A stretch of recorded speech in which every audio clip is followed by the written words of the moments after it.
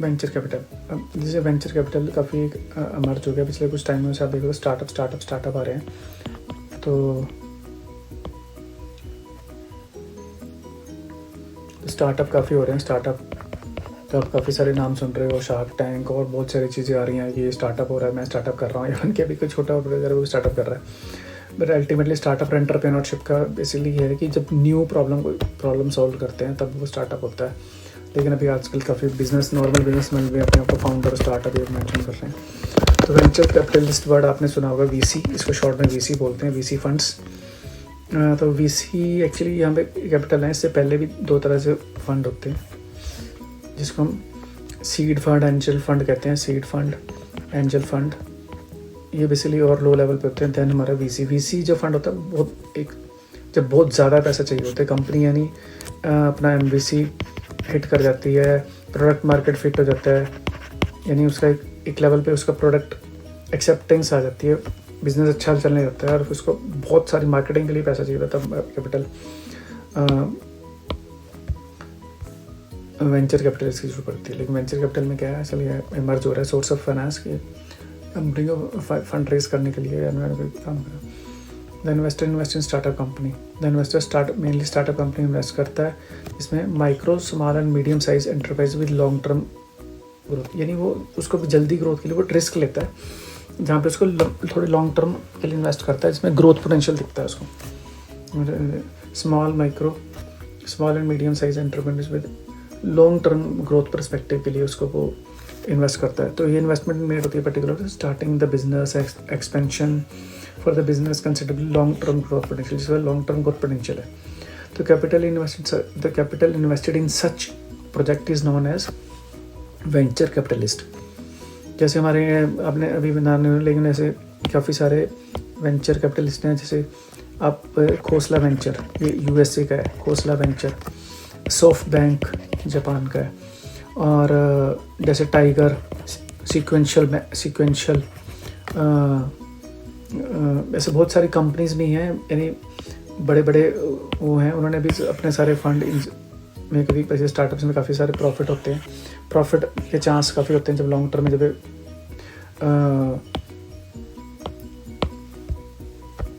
थोड़ा सा long term में इनके पास जो प्रॉफिट रेशो बहुत ज़्यादा होती है, यानी डबल ट्रिपल समटाइम्स की 100x भी इनकी मनी हो जाती है, तो इसलिए वो उस ज़्यादा रिस्क लेते हैं और इन्वेस्ट करते हैं। तो इसी में स्टार्टअप इकोसिस्टम के अंदर वैसे ज़्यादा ही आते हैं रेसिंग के लिए। तो capital investment such project is important method of financing for the long term growth potential enterprises. Venture capitalist में भी प्रोफेशनल हैं, मैनी फील्ड में होते हैं, मे बी, यानी वो प्रोफेशनल भी हो सकते हैं मैनी फील्ड में। They provide funds for earning high, they provide fund for high returns, they high return के लिए उसको पैसे देते हैं। They take active part in management in the enterprise. और समटाइम्स ये होता है एक बोर्ड की, मैं बोर्ड मेंबर बनूंगा, ये शर्त भी रख देते हैं और वो पार्ट ऑफ द मैनेजमेंट बन जाते हैं, पार्ट ऑफ मैनेजमेंट, ताकि वो अपने फंड्स को देख सकें, कंट्रोल कहाँ हो रहा है।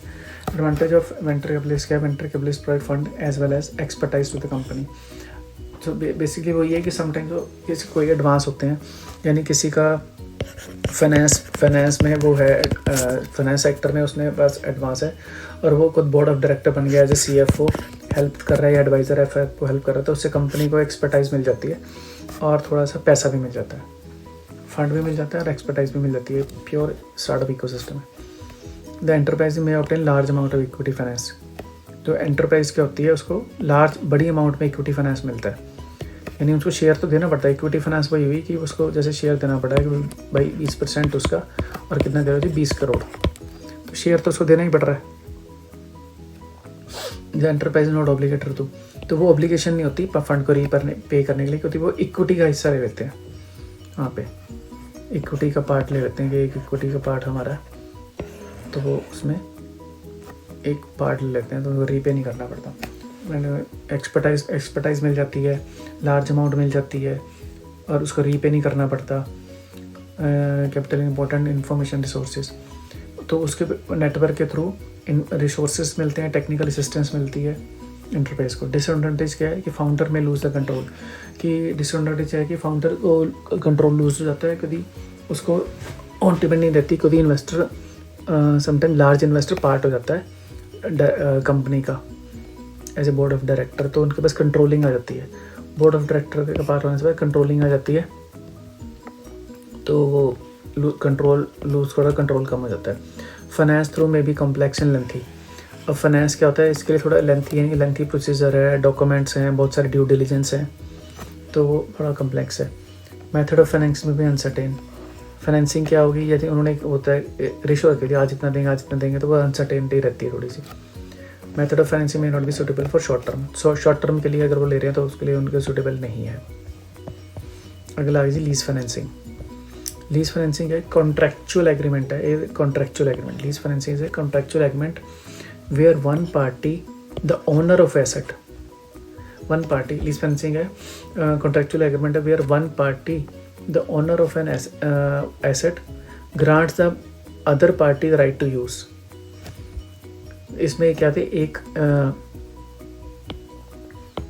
पार्टी है, यहाँ पे एक पार्टी है, वो उसके पास एक कोई अपना एसेट्स पड़ा हुआ है, कुछ भी एसेट हो सकता है, वो अपनी उसकी जगह हो सकती है, कुछ भी मशीन्स हो सकती हैं, कि वो अपना उसको दूसरी पार्टी को P1 पार्टी 1 पार्टी 2 को कह रहे भाई यूज़ कर ले, और इन अगेंस्ट ऑफ दिस उसे एक फिक्स्ड रेंट मांग लेता है।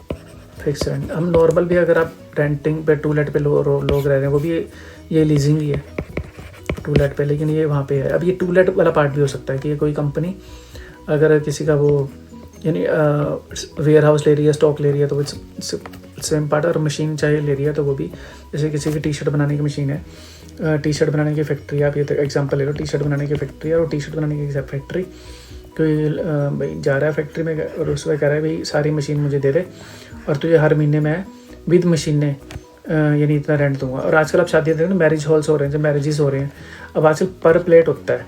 पर प्लेट में क्या होता है, वो कह रहा है कि यानी सारा इंक्लूड कर लेता है एक्सपेंसेस, तो एक तरह से वो उसने भी सारा इंक्लूड कर लिया। चलिए थोड़ा अलग हो जाएगा एग्जांपल, इसको थोड़ा पर प्लेट को हटाते हैं। मशीन टी शर्ट वाला ज़्यादा सही है, टी शर्ट वाला भी आ सकना, उन्होंने विद लीज पे दे दी, with machines, with worker, with सब कुछ, कि आप उसका एक पर्टिकुलर हर एक जो भी टेन्योर रेंट लेते रहो। और यानी इसने एक पर्सन ने दूसरे पर्सन को राइट दे दिया ऑन हिज एसेट्स, इसके एसेट है, on his asset to use and against use pay the rent, इस lease financing. And in return of periodic payment हो गया, कभी साल बाद, 6 साल बाद, हर साल एनुअली कर सकते हो, 6 महीने कर सकते हो, 6 साल कह रहा हूँ। In the lease financing the asset is given on the rent, asset is given on the rent on specific period. Owner of the asset known as lessor, ये है लेसर, और ये आ गया लेसी। लस्सी से याद करना भाई लस्सी है, ये लेसी है तो उससे अर होगा, अर, दिस टू दिस देने वाला है ओनर हो गया लेसर, और जिसने रेंट पे लिया वो लेसी। तो द पार्टी बस इसमें बस लीज फाइनेंसिंग में मेनली इतना ही पार्ट है, लीज फाइनेंसिंग में इतना ही पार्ट है।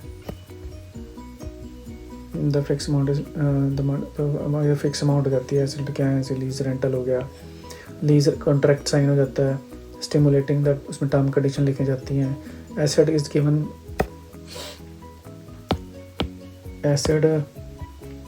एसेट फिर गिवन बैक हो जाता है after expiry of lease period. तो लीज पीरियड होता है कि यानी हमने 18 महीने बाद वो एसेट वापस हो जाता है एक तरह से, अगर वहीं का वहीं है तो वहीं, अगर आपने कोई मूवेबल है तो then return. Leasing lease finance में भी use for modernization diversification, lease financing में भी suitable for business related to fast changing technology development. और फास्ट चेंजिंग वही है जैसे आप परफ्यूम बना रहे हो, परफ्यूम बनाने वाला सारा फैक्ट्री का लगाएगा। जब आपके पास कोई परफ्यूम की आपने कोई फैक्ट्री लगाई है तो आपके आएगा भाई चलो आपका कुछ फ्रेगनेंस अच्छी चली, आपने कुछ बनाया तो उस परफ्यूम में आपने कभी चलो अपना फैक्ट्री लीज पे ले लेते हैं, अपनी बनाते हैं। लेकिन कल को अगर आपके परफ्यूम ना चले भाई, चलो लगा के वापस करो भाई, 1 साल का हो गया भाई, आपको पूरा नहीं लगाना पड़ा, सारी मशीनरी नहीं खरीदनी पड़ी। अगर आप बेकरी का कर रहे हो, ऐसे आपको कोई बेकरी का कहीं मशीन मिल जाए तो वो आपको सेट है कि आपको पूरा नहीं करना पड़ा। तो सेम वही चीज़ है इसमें, आप तो आपको पूरा नहीं करना था। तो टाइप ऑफ लीज, इसमें 2 टाइप की लीज़ है, 2 टाइप की लीज़ है जिसमें फाइनेंस लीज और ऑपरेटिंग लीज, वही जो मैं आपको पहले बता रहा था पर। एक तो ऑपरेटिंग लीज तो वही होगी, चलो फिर भी फाइनेंस लीज हुई the lessor transfer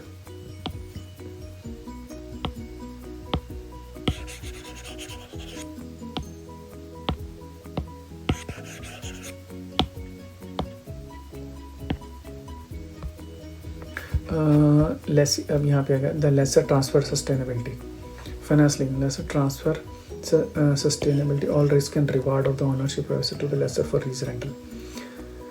Transfer all risk and reward of the ownership. The lessor is brought in the same condition.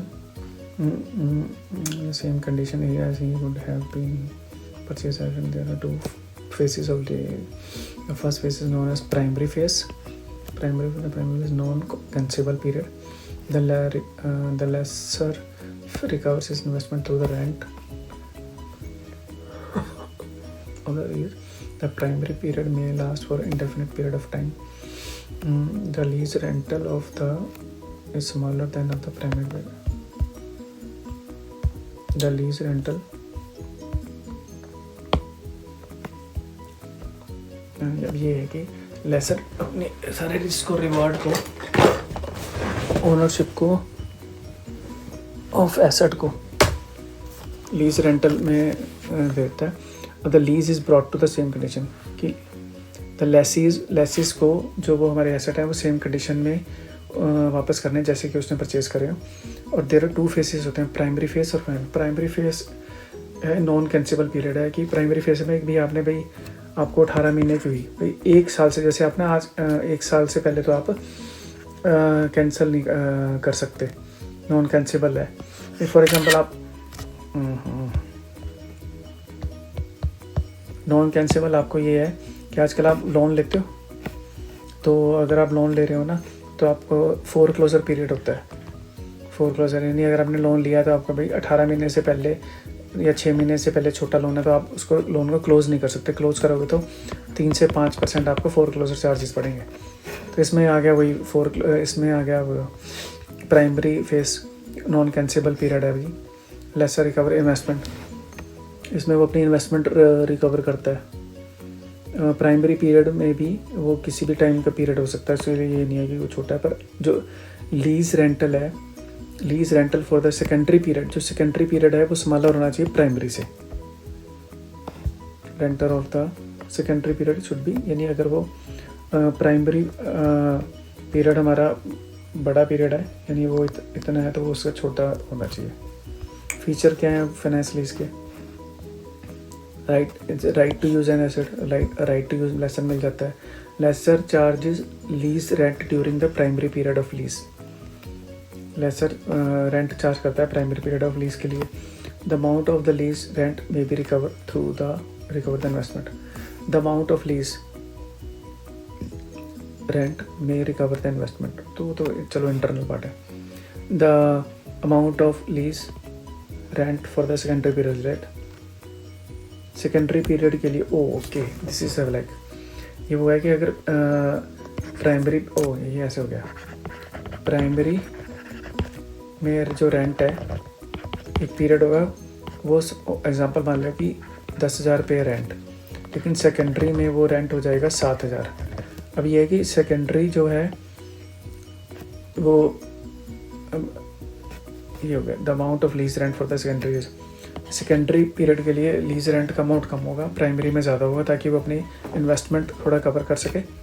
और maintenance of asset done by that, इसकी मेंटेनेंस कौन करेगा? लेसी उसको मेंटेन करेगा। Lessor do not take the risk and reward related to the asset, risk and reward जो भी है वो लेसी के साथ होगा, लेसर के ओनर के पास कोई रिस्क एंड रिवार्ड नहीं है। सारे risk and reward maintenance risk and reward risk etcetera सब लेसी कवर कर रहा है। The investment of the lessor is insured because the lease is non cancelable. तो इन्वेस्टमेंट जो है investment of lessor is insured, तो फिर उसकी इंश्योर्ड है कि एक्चुअली वो इज इंश्योर्ड है कि वो नॉन कैंसेबल है, इसलिए एक तरह से उसकी जो प्राइमरी पीरियड में वो उसको रिकवर हो जाएगा। एक होता है ये हमारे हो गया फाइनेंसिंग, एक होता है operating lease. Operating which is not finance lease is called operating lease. In case of operating lease the risk and reward incidental to the ownership of the assets are not transferred by the lessor to the lessee। ये एक तरह से ऐसे मैंने वो चलो अभी बता रहा था टी शर्ट वाला फैक्ट्री, पर इसमें ऑपरेटिंग है कि हम सिर्फ ऑपरेट करने के ऑपरेशनल्स के हम लेंगे, इसमें रिस्क एंड रिवार्ड ट्रांसफ़र नहीं हो रहे। The lessor may not recover the total investment, the lessee may not recover the total investment through lease rental during the primary period of lease. The lessor usually provide advice to the lessee for repair, maintenance and technical know-how of the leased assets. Thus operating lease is also referred as service lease। Okay, operating lease को हम service भी कह सकते हैं, service leased और operating. तो इसमें वो जो रेंटल के लिए यानी जो लेसर ही उसको बताता है, एडवाइस करेगा कि ये रिपेयर होने वाले हैं और ये मेंटेनेंस एडवाइस करेगा lessee and technical know how की लीज एसेट्स के लिए। एंड फीचर में ऑपरेटिंग लीज क्या है, the term of lease is less than the economic life of the asset. कि भाई जो यानी फॉर एग्जांपल एक मशीन की लाइफ है 10 साल मशीन चलेगी, 10 साल मशीन चलेगी, लेकिन जो ऑपरेटिंग लीज में इसकी लाइफ लीज की लाइफ कम होगी, 10 साल चलेगी तो 7 साल या 5 साल जो भी है इसकी होगी economical life of assets, economic life assets. The lessor can terminate the lease at short notice. तो लेसी है वो टर्मिनेट कर सकता है लीज को शॉर्ट नोटिस पे। जैसे मैं बताया 1 month notice example for the renting, short notice हो गया। पेनल्टी इज नॉट चार्ज, और इसमें पेनल्टी चार्ज नहीं होगी। Technical know how is provided by the lessor, technical know है लेसर प्रोवाइड करेगा भाई कि कैसे चलेगी, क्या चलेगी। ऑपरेटिव है ना, वही जैसे हम टी शर्ट फैक्ट्री में बना रहे हैं, वही उसके बंदे हैं, उसके सारे बैठे हुए हैं, तो उसी के स्टाफ टेक्निकल प्रोवाइड कर रहे हैं। हम कह रहे हैं भाई तुझे ये पूरी फैक्ट्री चलाने का हम हर महीने इतना देंगे। लेसर बियर द रिस्क, अब लेसर रिस्क का रिवार्ड उसी के पास है, उसके अगर काम कम आ रहा है, उसका अपना काम कम चल रहा है वगैरह, भाई चलो इतना तो चलेगा। Lessor give leasing and assets different lessee, the leasing facility recovery of investment।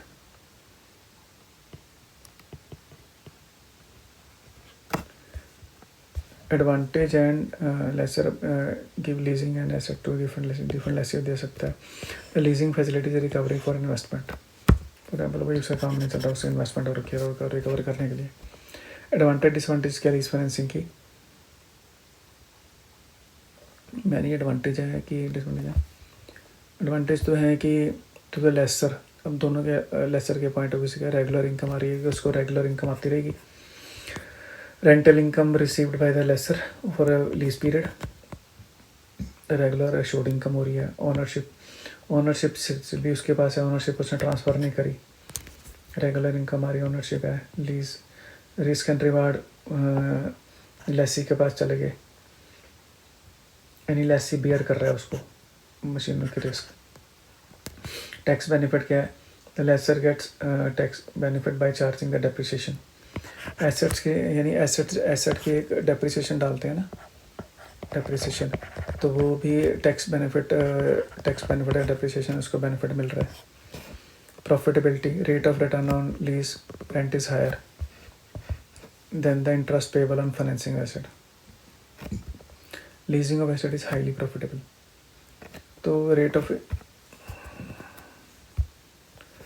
Of interest उसको ज़्यादा हायर मिल रहा है, profitability rate of interest higher है